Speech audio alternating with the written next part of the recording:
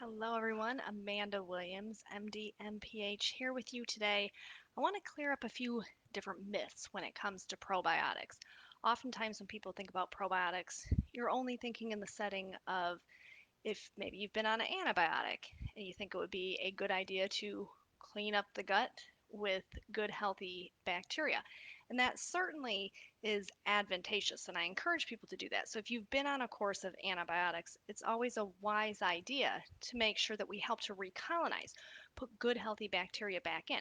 Because remember, if we're taking a antibiotic for something like a sinus infection, for example, keep this in mind that even though that antibiotic is specifically targeting the pathogen causing bacteria of the sinus infection, it also has that potential of wiping out good healthy bacteria. So it's always a good idea that after you've been on a course of antibiotics that you do help to recolonize and get on a probiotic for at least, I usually say, 2 weeks, but oftentimes you can go certainly much longer than that.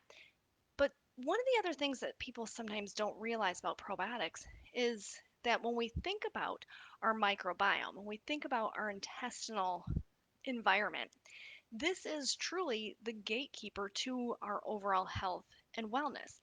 Our intestines are responsible for a good 70% of our immune defenses. So if we have unhealthy bacteria that are residing within our intestines, then this can create havoc throughout everywhere in the entire body. So when we talk about inflammation, when we talk about issues with brain fog, for example, here's a really good classic example of why bacteria are important. Because if we are being overrun by unhealthy, unfriendly bacteria, this can create problems even such as anxiety.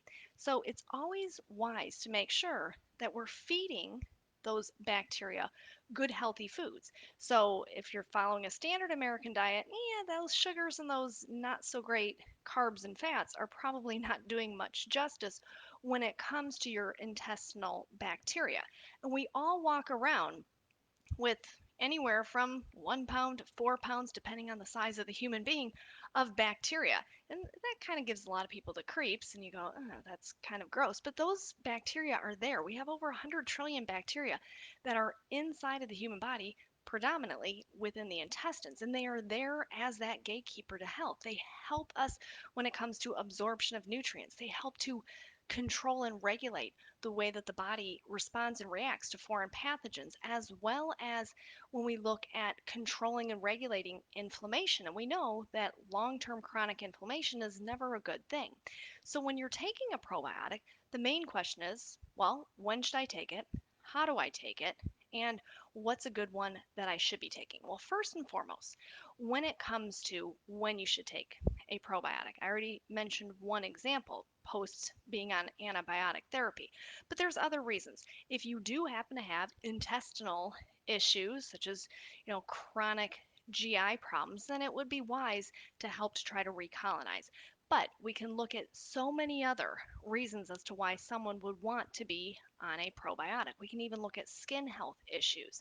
Remember, the intestines are that main regulator for everything when it comes to our immune defenses and our inflammatory response.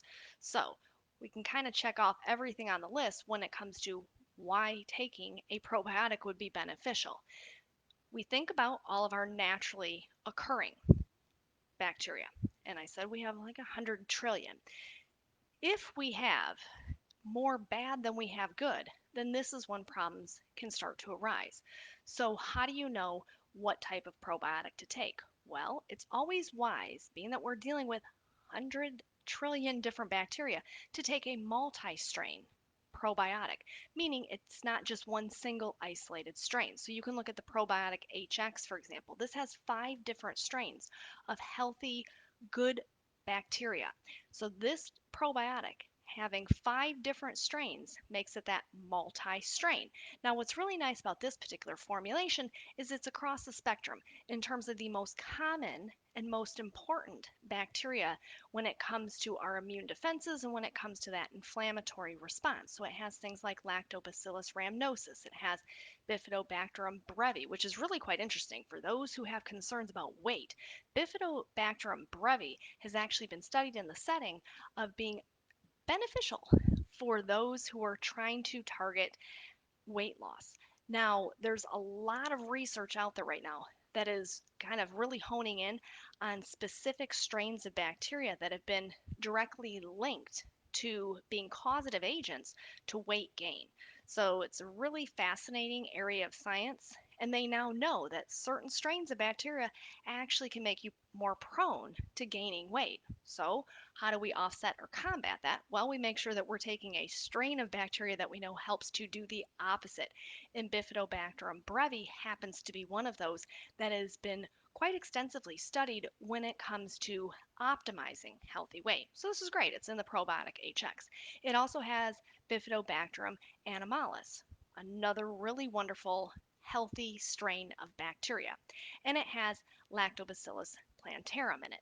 Now, what really sets this particular formulation apart is the fact that it has this really unique registered trademark strain of bacteria known as lactospore.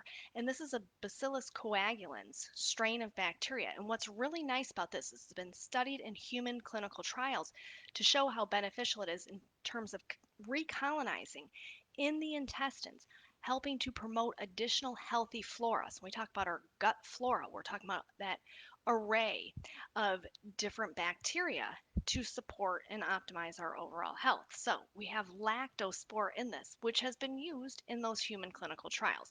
They've studied it in the setting of many of the GI spectrum of symptoms that people can have when you talk about gas and bloating and constipation, even diarrhea. And you can say, well, how can it work for diarrhea but also work for constipation? Well, it comes down to that recolonization of the healthy bacteria. So the more normal we can get to, the better off we are in terms of overall bowel functionality. So this is always key. So the probiotic HX is this multi-strain, but what really makes this formulation, besides the fact that it has that lactospore in it, is really nice is that it is shelf stable. So what do I mean by this? Oftentimes when people think about probiotics, we think we have to keep them at a certain temperature in order to remain the viability of those bacteria, meaning those colony forming units. So when you're taking a probiotic, we want to make sure it's actually going to do something for us. If we take a probiotic and the majority of those strains have kind of died off because of maybe their capsulation process, because of maybe the storage process of that probiotic, well, then it's not really doing much for us. So when we look at the probiotic HX, this contains 5 strains that do not require refrigeration, which makes it very easy for you to take on the go.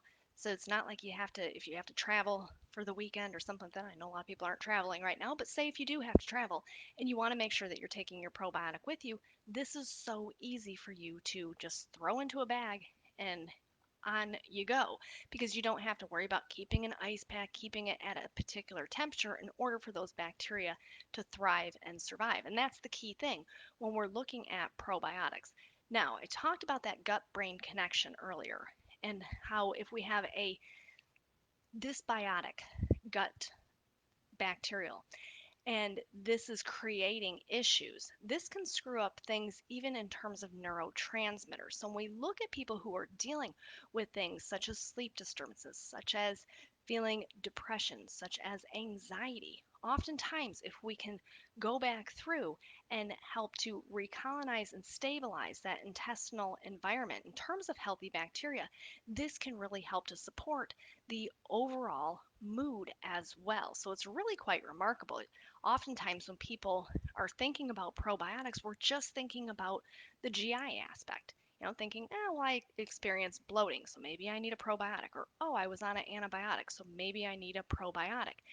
This is something that we know systemic wide is beneficial.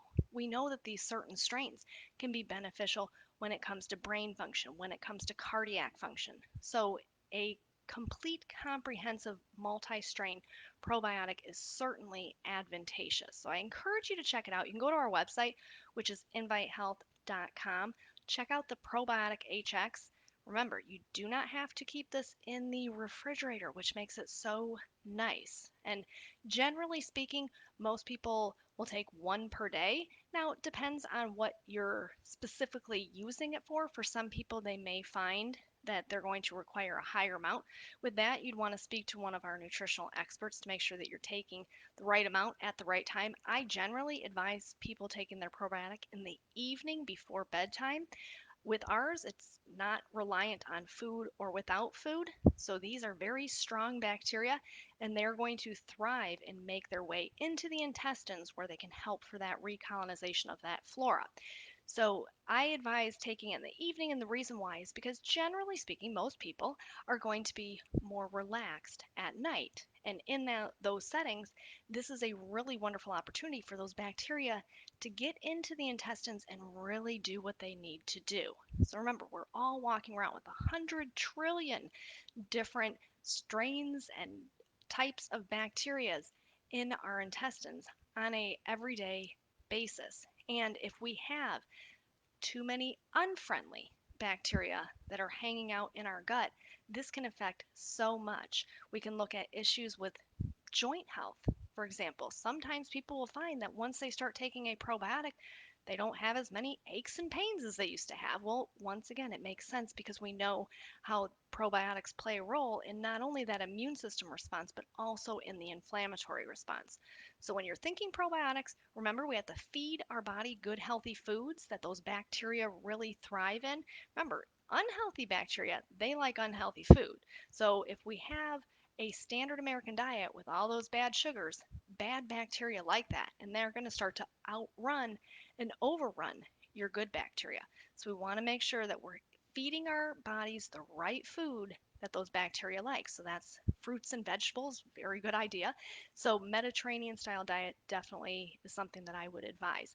So as I mentioned, you can go to our website, invitehealth.com, check out the probiotic HX. I will be back with you in a few days to talk about more wonderful formulations that we have available for you at Invite Health. Thank you so very much.